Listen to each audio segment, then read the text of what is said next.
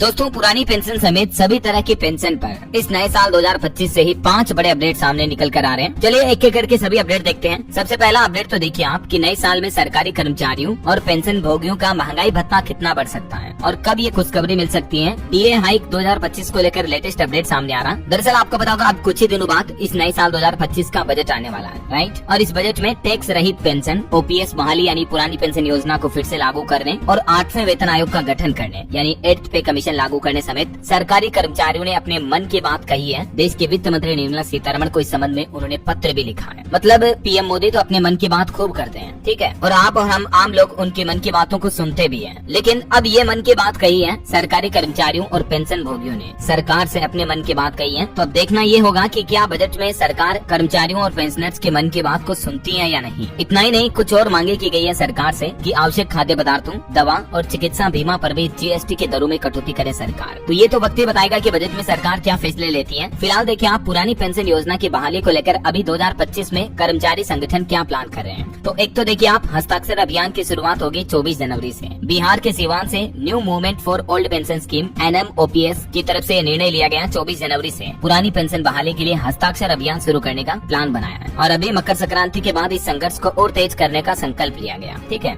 इसके अलावा भी बिहार में देखिए आप पुरानी पेंशन बहाली व कर्मचारियों के नियमितीकरण के मुद्दे पर भी 19 तारीख को चर्चा होगी। जी हाँ दोस्तों, आगामी 19 जनवरी को बिहार में राज्य अराजपत्रित कर्मचारी महासंघ गोप गुट की बैठक में यह फैसला लिया गया, जो कि गोपालगंज मोड़ स्थित अम्बेडकर पार्क में होगी, ठीक है। और इस बैठक में भी संगठन अपनी मजबूती, पुरानी पेंशन बहाली और नियमितीकरण को लेकर चर्चा करेगा। इसके अलावा देखिए आप मध्य प्रदेश में भी कर्मचारियों का बड़ा आंदोलन कल से शुरू होगा। 32 संगठनों के कर्मचारी प्रदर्शन करेंगे। पुरानी पेंशन और पदोन्नति यानी प्रमोशन समेत 48 मांगे हैं इन कर्मचारी संगठनों की। तो मध्य प्रदेश में भी अभी ये बड़ा आंदोलन शुरू होने जा रहा। मध्य प्रदेश अधिकारी कर्मचारी संयुक्त मोर्चा के बैनर तले 32 कर्मचारी संगठन जो है वो अलग अलग मुद्दों पर सरकार के खिलाफ आंदोलन करेंगे, जिसमें शामिल है पुरानी पेंशन बहाली, प्रमोशन यानी पदोन्नति समेत 48 टोटल मांगे हैं। तो ये अपना प्रदर्शन करके ज्ञापन भी सौंपेंगे। आंदोलन के पहले चरण में मध्य प्रदेश के सभी जिला मुख्यालयों पर कर्मचारी एकजुट होकर प्रदर्शन करेंगे। फिर मुख्यमंत्री व मुख्य सचिव के नाम कलेक्टर को ज्ञापन सौंपेंगे। इधर उत्तर प्रदेश में भी देखिए आप लखनऊ में ओपीएस और 8वें वेतन आयोग की मांग अब तेज हुई। खिचड़ी भोज के दौरान कर्मचारी नेताओं ने आंदोलन की रणनीति भी बनाई है। MP भोपाल में भी देखिए सरकारी कर्मचारियों ने 2 बड़ी मांगे की।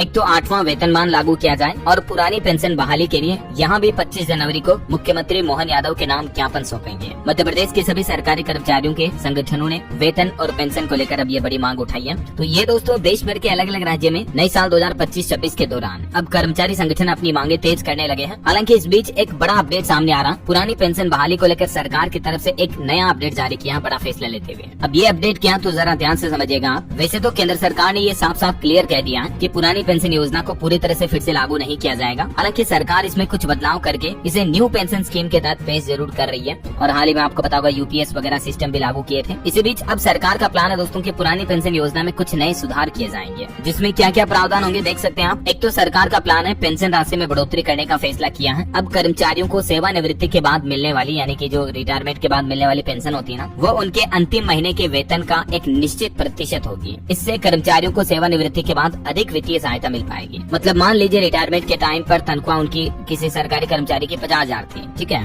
तो एक निश्चित प्रतिशत यानी मान लीजिए 20% पेंशन के रूप में मिलेगा, तो 10,000 रूपए महीने का पेंशन के रूप में मिलता रहेगा। ये मतलब कोई फिक्स्ड राशि नहीं होगी, बल्कि उनकी लास्ट मंथ की तनख्वाह के अकॉर्डिंग अब सरकार पेंशन देने का ये भी विचार कर रही है। तो हो सकता है बजट के दौरान ये सभी प्रावधानों को सरकार एप्लीकेबल करे। खैर आगे इस पर जो भी अपडेट आएंगे मैं आपको बता दूंगा। बाकी दोस्तों पेंशन को लेकर कुछ और अपडेट है, फटाफट से देख लीजिए आप। एक तो इमरजेंसी के दौरान जेल गए लोगों को भी अब हर महीने 20-20 हजार रूपए तक की पेंशन दी जाएगी। इस राज्य सरकार की तरफ से बड़ा ऐलान किया गया। ये घोषणा की है उड़ीसा राज्य सरकार ने अभी एक दिन पहले ही, जिसमें कहा कि 1975-77 के दौरान जो आपातकाल लगा था हमारे देश में, इमरजेंसी लगी थी, उस दौरान जो भी लोग जेल गए हैं उनको अब हर महीने 20,000 रूपए मासिक पेंशन दी जाएगी। इसके अलावा मुफ्त स्वास्थ्य सेवा को भी मंजूरी दी है उड़ीसा की मोहन चरण मांझी सरकार की तरफ से, ठीक है। और पेंशन पर एक और अपडेट आ रहा। ईपीएस के तहत भी न्यूनतम पेंशन को 7,500 रूपए तक करने की मांग की गई। पेंशन धारकों ने वित्त मंत्री से मुलाकात की और उनको ये मांग का पत्र भी लिखा। पेंशन धारकों के एक प्रतिनिधि मंडल ने महंगाई भत्ते के साथ ही न्यूनतम पेंशन राशि को 7,500 रूपए मासिक किए जाने समेत अन्य मांगों को लेकर हाल ही में वित्त मंत्री निर्मला सीतारमण से मुलाकात की। हालांकि इस बैठक के बाद राउत ने कहा कि वित्त मंत्री ने प्रतिनिधि मंडल को ये भी आश्वासन दिया है कि हमारी मांगों पर आने वाले बजट में विचार किया जाएगा और हो सकता है कि सरकार आगामी बजट में 7,500 न्यूनतम पेंशन और महंगाई भत्ते की घोषणा कर सके, ठीक है ना। तो सब कुछ अभी दोस्तों उम्मीदें और निगाहें बजट पर ही टिकी हुई है। क्या सरकार बजट में आम लोगों को खुश यूज कर पाती है या नहीं, ये तो 1 फरवरी 2025 को जब बजट आएगा तब पता चल जाएगा। इसके अलावा पेंशन को लेकर सुप्रीम कोर्ट की तरफ से भी कल ही एक बड़ा फैसला सुनाया गया, मैं आपको बता देता हूँ। केंद्र में डेपुटेशन पर सर्विस करने वाला राज्य कर्मचारी सेंट्रल सर्विस पेंशन का अधिकारी नहीं है। सरकारी कर्मचारियों की प्रतिनियुक्ति पर स्थिति को साफ करते हुए ये सुप्रीम कोर्ट की तरफ से अहम फैसला सुनाया गया। ये पूरे फैसले की जानकारी भी आप देख सकते हैं स्क्रीन पर, थोड़ा सा वीडियो को पॉज करके देख लीजिएगा, क्योंकि अभी मैं लाइन टू लाइन बोलूंगा तो काफी ज्यादा लंबा समय लग जाएगा, है ना? और इसके अलावा दोस्तों उत्तराखंड राज्य सरकार ने भी पेंशन को लेकर एक बड़ी घोषणा की है। 40,000 कर्मचारियों के लिए खुशखबरी है, अब इन्हें भी मिलेगी पेंशन। बात कुछ यूँ है कि उत्तराखंड के मुख्यमंत्री पुष्कर सिंह धामी सरकार ने अब राज्य में आंगनबाड़ी कार्यकर्ताओं और सहायिकाओं को भी सेवानिवृत्ति के बाद पेंशन देने का फैसला किया है। उत्तराखंड के महिला सशक्तिकरण एवं बाल विकास मंत्री रेखा आर्या ने